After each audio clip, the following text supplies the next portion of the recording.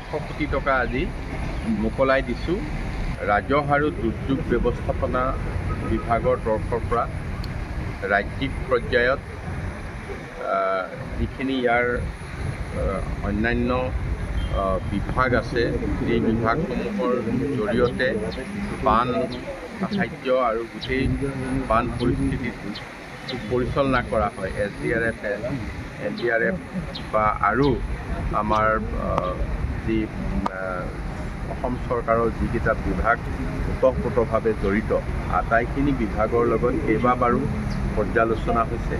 জিলা আয়ুক্তসকলৰ লগতো পৰ্যালোচনা কৰা হৈছে আৰু এই ক্ষেত্ৰত কিছু নীতি নিৰ্দেশনা দিয়া হৈছে।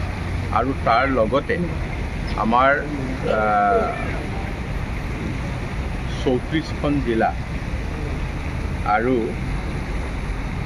35খন জিলা আৰু 39খন আমাৰ ডিষ্ট্ৰিক্ট এই আটাইখিনিলৈকে আজি আমি 100 কোটি টকা মোকলাই দিছোঁ অগ্ৰিমভাৱে, মানে এডভান্স আমি 100 কোটি টকা আজি মোকলাই দিছোঁ 35খন জিলা আৰু 39খন সমজিলালৈ। আৰু ইয়াৰ দ্বাৰা জিলা আয়ুক্ত আৰু সমজিলা আয়ুক্তলৈ এই পুঁজিসমূহ প্ৰেৰণ কৰা হৈছে। বান প্ৰতিৰোধেই হওক, মানে ইয়াৰ সাহায্যই হওক, কোনো কথাত যাতে তেখেতসকল আৰু ৰৈ থাকিব নালাগে। আজি 100 কোটি টকা আমি মোকলাই দিছোঁ।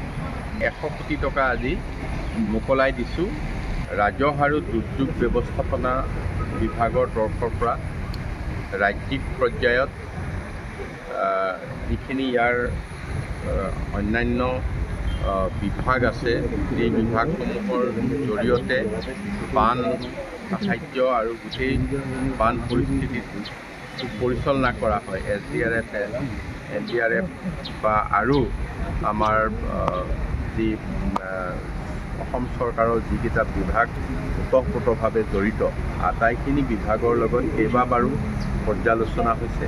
জিলা আয়ুক্তসকলৰ লগতো পৰ্যালোচনা কৰা হৈছে আৰু এই ক্ষেত্ৰত কিছু নীতি নিৰ্দেশনা দিয়া হৈছে। আৰু তাৰ লগতে আমাৰ 34খন জিলা আৰু